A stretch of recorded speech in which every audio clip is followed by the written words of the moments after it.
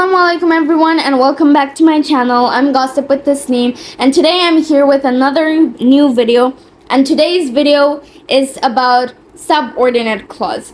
Now in my previous video I gave you a summary of what is clause and the classification of clause, and as you know from that video that subordinate clause means the clause that doesn't make a complete sense by itself and depends on the main clause or the principal clause to make a complete meaning. So today we're going to find out how to identify an subordinate clause. It's kind of easy. You can, when you see a sentence that doesn't make any sense, it doesn't make any complete sense, then it means that the sentence is in subordinate clause. But still, we're going to learn how to identify it. But first, let me give you a summary how to normally find out a subordinate clause. So normally how you can find out a subordinate clause is described that when the sun sets,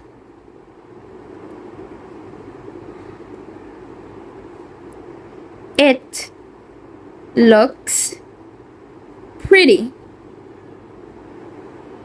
So here, as in my last video, I said the last part of a sentence is always the subordinate clause, but that's not always true. Sometimes subordinate clause can come in the first. And here, the subordinate clause is at first. It's when the sun sets. Now, when the sun sets doesn't give a complete meaning of itself. It gives a half meaning that when the sun sets what happens when the sun sets? It looks beautiful. It is kind of like, yeah, it's gives a common sense. It gives a literal meaning that it looks beautiful. Yes, it looks beautiful or it looks pretty.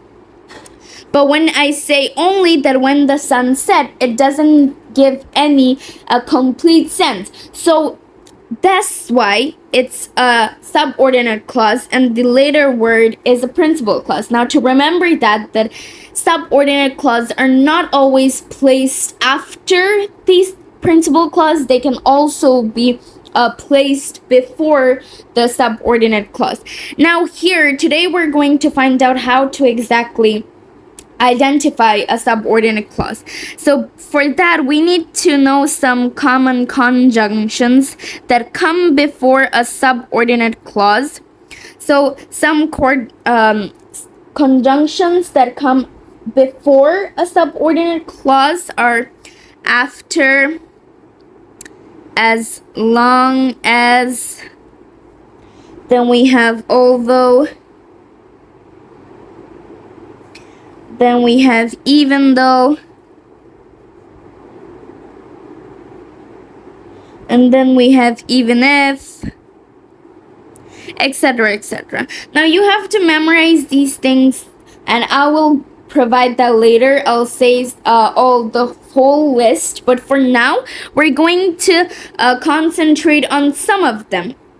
So firstly, let's see an example. That let's say that I will go there.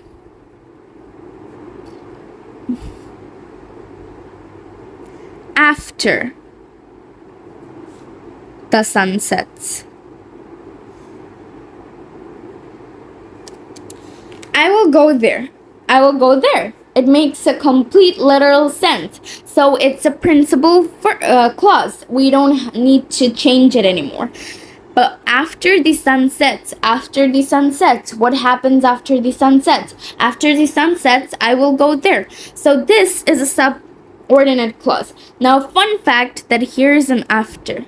You see, some conjunctions that are placed before the subordinate clause, it's after. You see, there's an after, so the sentence is in subordinate clause.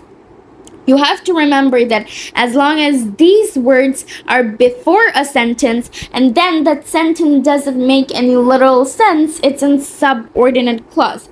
Now, it comes in mind that if this is a subordinate clause and this is after is placed before it, then why does this here, when the sun sets, is in subordinate clause? Now we're looking forward to it. We know about relative pronouns, right? Now, relative pronouns are most basically whichever,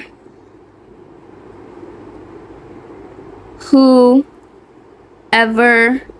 So they're basically W words, okay? They're basically W words, and they're like placed before a subordinate clause, and that makes the sentence a subordinate clause. As you can see here, when is placed here, so when the sun sets, it's in subordinate clause.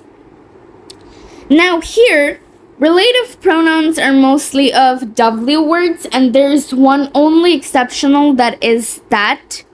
So if you see any sentence with that, don't be confused. It's also a relative pronoun. If we write an example, the woman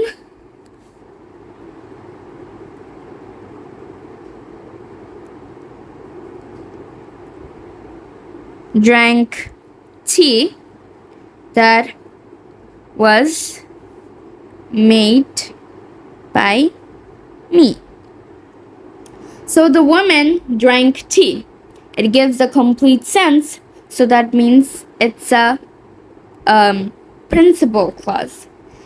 Now, that was made by me doesn't make a complete sense, so it's not a principal verb clause, it's a subordinate clause.